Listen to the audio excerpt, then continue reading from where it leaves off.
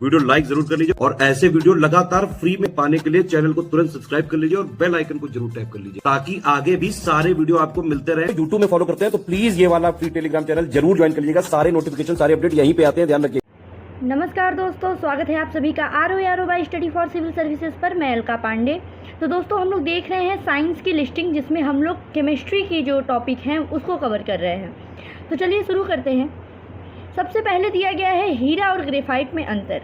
तो हीरा देखिए, हीरा कठोर होता है और हीरा जो है ये पृथ्वी पर प्राकृतिक रूप से पाए जाने वाला सबसे कठोर पदार्थ है और वहीं ग्रेफाइट जो है वो मुलायम होता है। हीरा विद्युत का कुचालक लेकिन ऊष्मा का सुचालक होता है और वहीं ग्रेफाइट विद्युत का सुचालक होता है। हीरा को अगर कागज़ पर रगड़ें तो निशान नहीं बनता है, लेकिन ग्रेफाइट को कागज़ पर रगड़ने पर काला निशान बनता है। जैसे हमारी पेंसिल वगैरह की जो निब होती है उससे हम लिख लेते हैं, वो ग्रेफाइट की बनी होती है। हीरा का अपेक्षित घनत्व जो है वो 3.52 होता है और वहीं ग्रेफाइट का 2.2 होता है। हीरे के परतों की जो संरचना होती है वो समचतुष्फलकीय होती है और वहीं ग्रेफाइट के परतों की संरचना षटकोणीय जालक के रूप में होती है। इसका उपयोग जो होता है आभूषण के निर्माण में, और इससे ग्रेफाइट से आभूषण नहीं बनते। ये पारदर्शी और रंगहीन होता है और यहीं ग्रेफाइट जो है वो अपारदर्शी और राख के रंग का होता है। आगे बढ़ते हैं। अगला सवाल देखिए, रसायन विज्ञान के प्रमुख आविष्कार। ठीक है, क्लोरीन के आविष्कारक कौन है? शीले। हीलियम लॉकयर। थोरियम के हैं बर्जीलियस। प्रोटॉन के रदरफोर्ड है। न्यूट्रॉन के जे चैडविक है। मैग्नीशियम के डेवी। पॉजिट्रॉन के हैं एंडरसन। आर्गन के रैमसे और रैले। नाइट्रोजन के आविष्कारक हैं डेनियल रदरफोर्ड।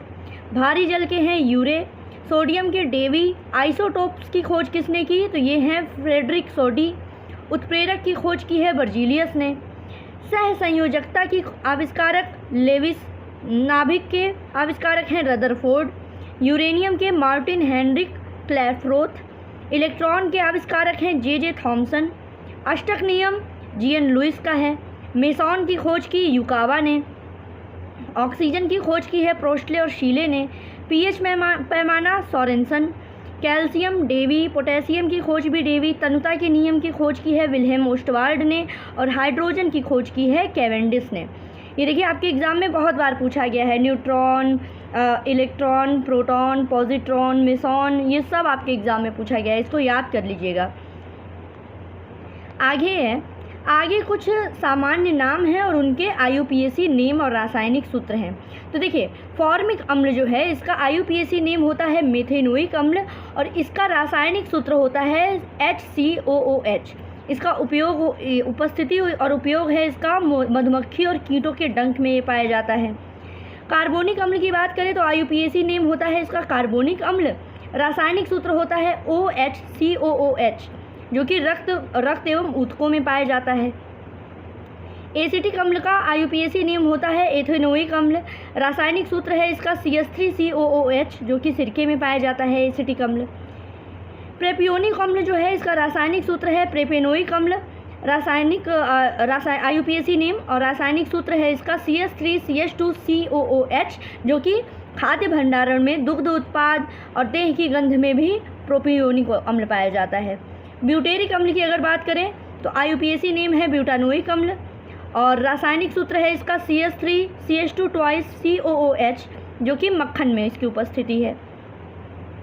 अब देखिए कुछ पदार्थ है और उनके उपयोग और हानि देख लेते हैं। पदार्थ है एस्पार्टेम, जो कि कृत्रिम मधुरक है। नियोप्रीन जो है संश्लेषित रबर है। सल्फर डाइसल्फाइड अम्ल वर्षा में। मिथाइल आइसोसाइनाइड जो है ये भोपाल गैस त्रासदी में इसी गैस का रिसाव हुआ था। जल में नाइट्रेट की सांद्रता जो है ये ब्लू बेबी सिंड्रोम इसके कारण होता है। फ्रेऑन एक प्रकार का प्रशीतक है। बेनाड्रिल जो है ये हिस्टेमीन है। फ्लोराइड प्रदूषण के कारण धब्बेदार दांत, कमज़ोर दांत के लिए उत्तरदायी है। ओजोन क्षरण के कारण चर्म कैंसर हो सकता है। रिंगलमैन स्केल जो है ये धूम्र या धुआं का घनत्व मापने हेतु इसका प्रयोग होता है। आगे दोस्तों अब हम लोग थोड़ा लिस्टिंग देखेंगे जीव विज्ञान की। ठीक है, केमिस्ट्री तो कंप्लीट हो गया, जीव विज्ञान में कुछ टॉपिक देख लेते हैं। जीव विज्ञान में देखिए सबसे पहले हमारा टॉपिक रहेगा प्रमुख कोशिकाएं कोशिकीय रचनाएं और उनके कार्य। ठीक है, इसको चलिए कवर कर लेते हैं। तो इसमें देखिए सबसे पहले रचना है राइबोसोम। राइबोसोम जो है ये प्रोटीन संश्लेषण के लिए सक्रिय स्थल है। लाइसोसोम क्या है? इसको आत्महत्या की थैली कहा जाता है और ये जो है ये हाइड्रोलिटिक एंजाइम के भंडार हैं। सेंट्रोसोम ये कोशिका विभाजन में सहायक है। हरित लवक क्या होता है? ये मंड संश्लेषण के लिए सक्रिय स्थल है, अर्थात प्रकाश संश्लेषण के लिए ये सक्रिय स्थल है। अवर्णी लवक जो है खाद्य संग्रह में सहायक है। वर्णी लवक फूलों, फलों और बीजों के आकर्षक रंग प्रदान करना। केंद्रक की अगर बात करें तो कोशिका के उपापचयी कार्यों का नियंत्रण और कोशिका विभाजन में सहायक है। गुणसूत्र जीन वाहक और कोशिकीय कार्यों का नियंत्रण। कोशिका भित्ति की बात करें तो कोशिका को निश्चित रूप देना, कोशिका को सुरक्षा प्रदान करना। प्लाज्मा झिल्ली ये एक कोशिका को दूसरी कोशिका में पदार्थों के अभिगमन पर नियंत्रण। प्रद्रवी जालिका जो है ये कोशिका पदार्थों का संचार करती है। आंतरिक कोशिकीय परिवहन। माइटोकॉन्ड्रिया ये कोशिकीय श्वसन के सक्रिय स्थल और ऊर्जा का निर्माण। गोल्जी इकाई क्या है? ये विशिष्ट पदार्थों का श्रवण, संचय और उनके कोशिका निष्कासन में सहायता। ठीक है, आगे बढ़ते हैं। कोशिकाएं और उनके साधारण नाम देखिए, डायरेक्ट एग्जाम में पूछा जाता है। लाइसोसोम कोशिका के आत्महत्या की थैली। क्लोरोप्लास्ट क्या होता है? ये प्रकाश संश्लेषण का केंद्र होता है। ठीक है, या फिर इसको कोशिका के अंदर कोशिका भी बोला जाता है, क्लोरोप्लास्ट को। राइबोसोम जो है ये प्रोटीन संश्लेषण का केंद्र है। वही क्रोमोसोम जो है वो आनुवांशिकी गुणों का वाहक है। केंद्रक कोशिका की समस्त क्रियाओं का नियंत्रण केंद्र। और माइटोकॉन्ड्रिया को बोला जाता है कोशिका का पावर हाउस। तो अगर आपने अभी PYQ वगैरह देखा होगा, बहुत बार एग्जाम में पूछा जाता है कि कोशिका का पावर हाउस किसे कहते हैं? माइटोकॉन्ड्रिया। कोशिका की आत्महत्या की थैली किसे कहते हैं? तो लाइसोसोम है। कोशिका के अंदर कोशिका कौन है? तो क्लोरोप्लास्ट है। ठीक, आगे चलिए देखते हैं कुछ हार्मोन हैं और उनके क्या कार्य हैं ये भी देखते हैं। ठीक, रट लीजिएगा बिल्कुल, ये एग्जाम में पूछा जाता है। पीयूष ग्रंथि क्या है? ये वृद्धि हार्मोन का स्रावण करती है। इंसुलिन क्या है? ग्लूकोज। अधिवृक्क कार्टिसोल। टेस्टोस्टेरॉन ये पुरुष हार्मोन है। अग्न्याशय क्या है? जो अग्न्याशय के आइलेट्स ऑफ लैंगरहैंस की बीटा कोशिकाएं हैं ये इंसुलिन का सृजन करती हैं। एड्रीनेलिन क्या है? ये क्रोध, भय, खतरा महसूस होने पर ये एड्रीनल ग्रंथियों के द्वारा इसका स्राव किया जाता है। एंजाइम में लाइपेज जो है आमाशय से स्रावित होता है जो वसा को पचाता है, लाइपेज एंजाइम। फास्फोलिपिड क्या है? लेसिथिन।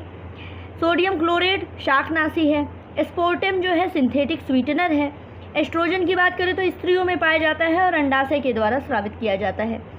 फेरोमोन क्या है? ये विपरीत लिंगों वाले साथी को आकर्षित करने के लिए छोड़ी गई गंध है। नियोप्रीन ये सिंथेटिक रबर है जो पॉलीमराइजेशन की प्रक्रिया से बनते हैं। ठीक है, अगला हमारा इंपॉर्टेंट टॉपिक रहेगा विटामिन स्रोत, उनकी कमी से होने वाले रोग, सब कुछ देख लेते हैं। तो सबसे पहले है विटामिन ए, जिसका साइंटिफिक नेम है रेटिनॉल। इसकी कमी से रतौंधी होता है, जीरोप्थेल्मिया, संक्रमण, त्वचा में कोशिका का परिवर्तन इत्यादि। ये जो है ये गाजर, हरी सब्जियां, दूध, मक्खन, अंडा, यकृत, मछली के तेल से मिलता है। ठीक है, ये बात हो गई रेटिनॉल की। फिर है थायमिन यानी विटामिन B1। इसकी कमी से बेरी रोग होता है, वृद्धि रुक जाती है, जो कि अनाज, फलियां, सोयाबीन इत्यादि में मिलता है। राइबोफ्लेविन जो है ये है विटामिन B2। ठीक है, जिसकी कमी से रोग होता है चीलोसिस। ये मिलता है पनीर में, अंडे में, यीस्ट, मांस, हरी पत्तेदार पत्तियों वगैरह में। नियासिन या फिर निकोटिनिक अम्ल की बात करें तो ये इसको कहते हैं विटामिन B3। इसकी कमी से रोग होता है पेलाग्रा यानी चर्मग्राह। ये मिलता है यीस्ट, मांस, मछली, अंडे, दूध, फलियां इत्यादि में। पेंटोथेनिक अम्ल की बात करें यानी विटामिन B5, इसकी कमी से चर्म रोग होता है, बाल सफ़ेद होते हैं, वृद्धि में कमी होती है। इसका भी स्रोत जो है वो अंडे, दूध, मांस, मछली इत्यादि, मूंगफली इत्यादि हैं। ठीक है, अगले विटामिन की तरफ बढ़ते हैं। ये है विटामिन B6 यानी पायरिडॉक्सिन। इसकी कमी से रक्त क्षीणता होती है, चर्म रोग होता है, पेशी, ऐंठन इत्यादि होती हैं। ठीक है, ये दूध, ईस्ट, मांस, अनाज, मांस में मिलता है। बायोटिन की बात करें तो विटामिन B7, इसकी वजह से चर्म रोग होता है, बालों का झड़ना होता है। ठीक है, जो कि मांस, गेहूं, अंडा, मछली, सब्जी, फल इत्यादि में मिलते हैं। फोलिक एसिड यानी विटामिन B9, इसकी कमी से रक्त क्षीणता होती है, कुंठित वृद्धि होती है। और हरी सब्जियों में फलियां, यीस्ट, मांस, अंडे में इत्यादि में मिलता है। विटामिन B12 की बात करें तो इसका रासायनिक नाम है साइनोकोबैलेमिन, जो कि रक्त क्षीणता, तंत्रिका तंत्र की गड़बड़ियाँ इसकी कमी से होती हैं। ठीक है, इसका भी स्रोत मांस, मछली, अंडा, दूध है। एस्कॉर्बिक एसिड यानी विटामिन C, इसकी कमी से स्कर्वी रोग होता है, जो कि आंवला, नींबू वंश के फल, टमाटर, सब्जियों में मिलता है। विटामिन D की बात करें तो कैल्सीफेरॉल, जिसकी कमी से सूखा रोग, रिकेट्स होता है और ऑस्टियोमैलेसिया होता है। ये मक्खन, मछली का तेल, अंडा इत्यादि में और सूर्य के प्रकाश में ये मिलता है। टोकोफेरॉल की बात करें यानी विटामिन E, यानी इसकी कमी से जनन क्षमता में कमी, जननांग और पेशियां कमज़ोर होती हैं, जो कि तेल, गेहूं, अंडे की जर्दी, सोयाबीन से मिलता है। नेफ्थेक्विनोन की बात करें यानी विटामिन K, तो चोट पर रक्त का थक्का न जमना, इसकी कमी से होता है। ये हरी सब्जियों में, अंडा और सोयाबीन इत्यादि में मिलता है। ठीक है दोस्तों, तो ये हमने कर लिया पूरा विटामिन वाला टॉपिक। अब फिर हम लोग अगले वीडियो में देखेंगे और भी बायो से ज़्यादा संबंधित लिस्टिंग, जो आपके एग्ज़ाम के लिए बहुत ज़्यादा हेल्पफुल होने वाली है। अगर दोस्तों साथ ही साथ अगर किसी एग्ज़ाम की प्रिपरेशन कर रहे हैं, जैसे RO की, UP PCS, Bihar PCS, MP PCS, तो आप ये दिए गए नंबर पे कांटेक्ट कर सकते हैं, जहाँ पे आपको बिल्कुल कट ऑफ क्लियर करने के लिए पेड ग्रुप दिया जाएगा, जिसमें selection material, test series, daily paid quiz वगैरह दी जाती हैं, जो कि आपके लेटेस्ट ट्रेंड और पैटर्न पर आधारित होती हैं। तो बस पढ़ते रहिए। God bless you all. Thank you so much.